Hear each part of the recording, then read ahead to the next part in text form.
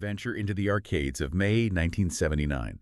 Spring is in the air, the swinging doors let in a fresh breeze, and behind every cabinet, a new story is unfolding. Neon lights keep glowing, coins keep clinking, and every player becomes an explorer in this expanding world. Take a seat and let's relive together an era when every game was a discovery. Today we're embarking on a deep dive into a really pivotal moment, the arcade and amusement world back in May 1979. It was evolving so fast, we've actually got industry publications from that exact month, so it gives us this, almost real-time feel for what was happening. Yeah, exactly. Our mission here is to dig into the key news, the trends that were just starting to emerge, and honestly some really fascinating stories from when the whole entertainment industry was, well, kind of finding itself. We'll look at the big companies, sure, but also their competitors, see how everyone was trying to navigate this exciting, maybe slightly chaotic new landscape. So let's set the scene. Japan, May 1979. Golden Week, the big holiday period just ended. And it was apparently a massive success for amusement parks. Just huge crowds. And the sources say everywhere you went, you could hear the Space Invaders music just blaring particularly loudly. It sounds like it was absolutely the sound of that spring. It really was. And, that vibrant atmosphere, it directly points to the biggest trend, TV games. Especially those table-type cabinets. They were the main draw, no question. Okay. But that popularity created a real headache. Parts shortages. Big time. It wasn't just, a fun game people liked. Its success actually caused industrial ripples, showing cracks in the supply chain for this booming new sector. Right. In fact, the Japan Electronic Machine Industry Association actually met with the All Japan Amusement Association, the JAA, specifically to try and forecast TV game production. Mostly Invaders, of course, because of the shortages. Wow, just for that one game. Yeah, it just highlights how critical Space Invaders had become to, well, the whole ecosystem. It really sounds like it was inescapable then. Yeah. The sources we looked at, they paint this picture of just total dominance, like Taito's official poster for the game. It had already sold out that May. Sold out. And if you ran an arcade and didn't have Space Invaders, customers would apparently just quickly walk away. Ouch. Yeah. So it wasn't really like an option, was it? More like the essential for survival if you owned an arcade. Definitely. And that kind of, overwhelming dominance naturally makes you ask, how did the other guys cope? How did they compete? Right. Well, we see some really direct responses, like New Nippon Planning.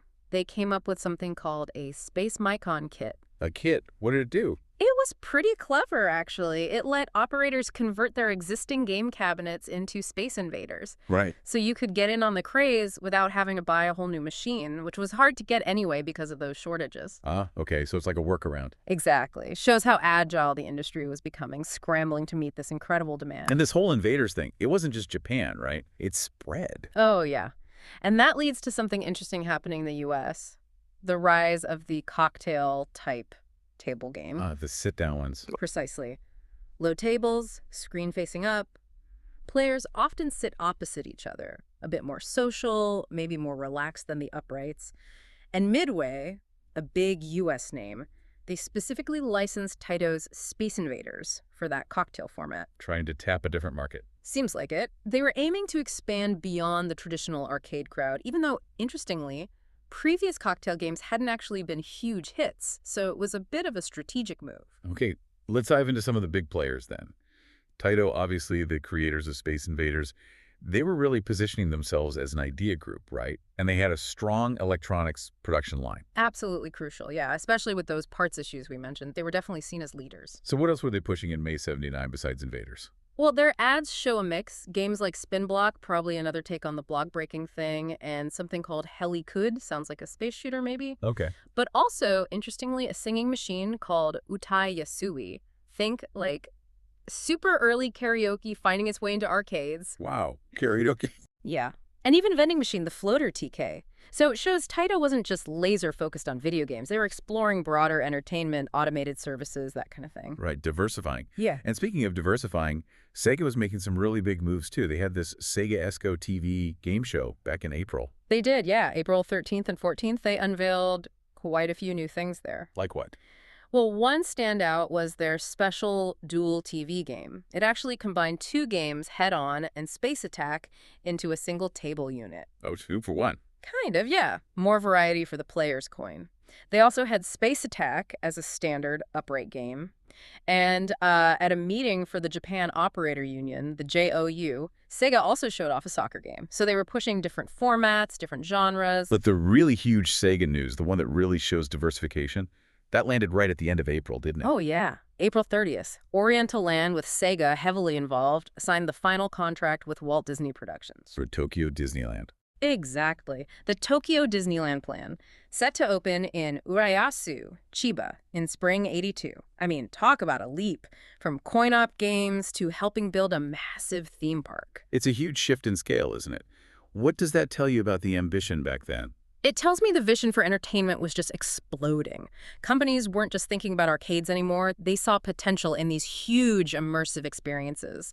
Sega partnering with Oriental Land and Disney, that signals a move towards, well, entire entertainment worlds, not just games.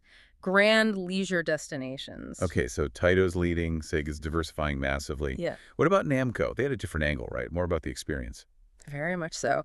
They opened Namco Land in Shiki 5, Saitama, back on March 8th. And it wasn't just an arcade plopped down somewhere. It was part of this bigger complex: bank, supermarket, parking, even condos. Integrated into the community. Totally. And Namco was really clear about their vision. They didn't just want a game center. They wanted to create an emotional atmosphere, a dream playground for kids. How'd they do that? Well, they had things like a story train ride, little animal figures moving and talking around a big apple centerpiece. Sounds quite charming, actually. And while Invaders was everywhere else at Namco Land, they highlighted a football game that was apparently really popular with young people. So less focus on the hardcore shooter, more family-friendly fun. Exactly. A definite shift towards creating a broader, maybe more whimsical entertainment experience, thinking beyond just the typical arcade player. And Nintendo. They're obviously around, but maybe not the giant they are today. What were they up to? They were definitely in the mix, yeah. Contributing to the space craze, for sure. Our sources mention their Space Fever game. It was a table-type TV game, and they showcased it at the Tokyo Cafe Modernization exhibition. Another table game. And space-themed. Seems like that was just the winning formula. It really was, and you see competitors jumping on that, too. Bally, for instance, released Bally Invaders. That was their fourth model, clearly trying to grab some of that Invaders magic. Were they having trouble keeping up, too? Seems like it. They actually had to apologize for delivery delays on other popular machines, like their Super King A-type.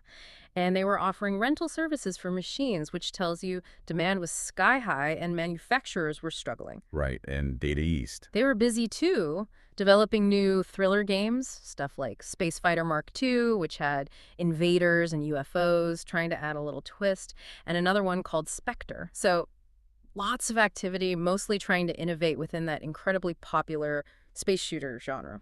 Okay, so that's the screen side. Right. But what about bigger thrills? Amusement parks were getting new rides too, right? Oh, absolutely. Big investments there. Toyogaraku-ki, for example, they finished 2 big loop coasters, real roller coasters with loops. Wow. Where were they? One opened at Gotemba Family Land right at the end of April, April 29th, and another followed just days later at Yomiuri Land on May 3rd. These were major new attractions. Were they just about pure terror?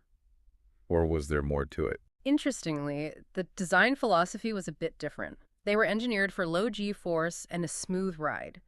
The focus was apparently on visual fun, not just making you scream. Okay. And they had this clever technical feature, a trapasser device. It let them run 2 coaster cars at the same time on a track that was only 425 meters long. That's pretty efficient. Reducing capacity, letting more people ride. Exactly, more throughput. Maybe hinting at a move towards thrills that were a bit more accessible, maybe more family-oriented than just pure adrenaline. And Universal was making waves too, right? Not just movies. Definitely not just movies. They made a huge investment opening Gunma Safari World on May 1st. It was the first safari park in East Japan, another big move into diversified leisure. Were they just funding it or running things inside too? They were hands-on, operating big rides like the Ferris wheel inside the safari park. Plus, they had plans for Yomiuri Land too, a really unique Bird Valley monorail that would rotate 360 degrees. Imagine the views. And get this, inside the safari park, they also opened a game arcade. They even held a tournament for their own game, Cosmin Monster. Bringing the arcade into the safari park. Yeah, and already planning for the next big thing. A shuttle loop coaster slated for the following year. They were really building comprehensive entertainment hubs. Seems like a lot of coasters are going up. Was it all local companies building them? Not entirely. Mazzetti Industry, for instance, had the strategy of bringing in corkscrew coasters, those twisty ones from Aero Development, a U.S. company. They were installing them pretty aggressively in parks across Japan. So definitely a trend of importing cutting-edge ride tech from overseas to boost the local scene. Okay. Coasters, safari parks. Any other weird and wonderful new experiences popping up? Well, there was the astrograph. This thing sounds amazing. Forget your newspaper horoscope. This was a high-tech horoscope computer. Computer in 79. Yeah. Developed by the Organizational Engineering Research Institute and KIT Enterprises. It was located right there on the first floor of the Sony building in Yurakucho, prime real estate. What did it do? It printed out incredibly detailed horoscopes and future predictions. Like, the numbers are wild.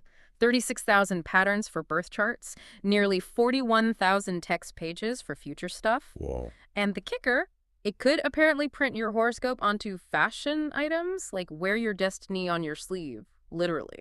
That is something else. Uh, Technology meets mysticism meets fashion. a really fascinating intersection, yeah.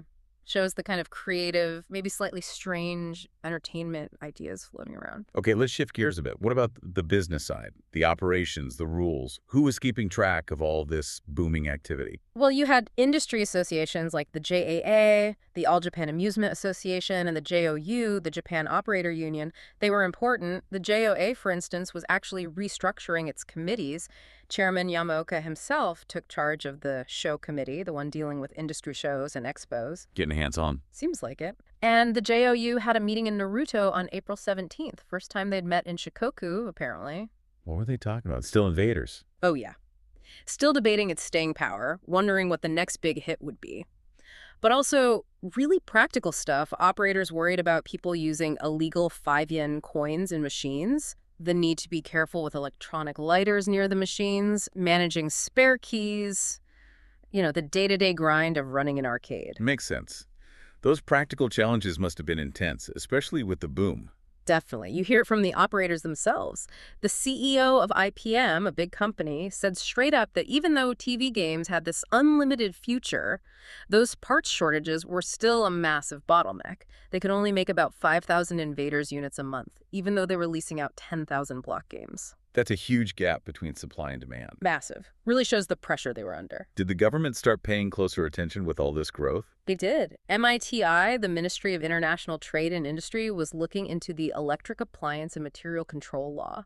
The goal was to beef up safety regulations for TV game makers and sellers, things like requiring accident reports, keeping inspection records for products. Trying to make sure things stayed safe as these machines went everywhere. Exactly. A sign that industry was maturing, maybe, but also attracting regulatory scrutiny because it was becoming so big so fast. We even got a glimpse into specific locations, right? Like Asakusa in Tokyo. Yeah, a popular downtown spot. Arcades there, like Casino Game Las Vegas and Asakusa Vegas, they were trying to enforce strict 18 and over rules. Because of the games. Mostly, yeah. They were apparently struggling to turn away underage kids who were just desperate to play Invaders and other TV games. You can picture it, right? Teenagers trying to sneak in. A constant battle for the staff, I bet. Must have been. And that leads to one final kind of striking observation from those Asakusa arcades. What's that? The charity boxes, apparently they were almost completely empty of the medals people usually donated. Really? Empty? Yeah, and one arcade manager is quoted saying, "It tells us how thin human kindness has become." Wow, that's kind of bleak. It is. It's a thought-provoking little detail, isn't it? Was it the games themselves, being so competitive and individualistic? Did that change how people behaved in those spaces, or was it just a reflection of tougher economic times, maybe? Hard to say, but it adds this layer of social commentary to the whole arcade boom. So wrapping up this deep dive, May 1979 really feels like this incredibly energetic, almost frantic period for arcades and amusement. You got this explosion of innovation with games, huge diversification with theme parks and safari parks, but also these very real growing pains, shortages, regulations, even these little social shifts. Absolutely. It was a whirlwind, an industry discovering its power, pushing boundaries, and dealing with the consequences all at once. A fascinating moment to look back on. It really is. And if we connect this to the bigger picture, this raises an important question. In a world constantly seeking new forms of entertainment, are the underlying human desires for connection, novelty, and even escapism timeless? Or do they transform with each new technological wave, shaping the very nature of play itself?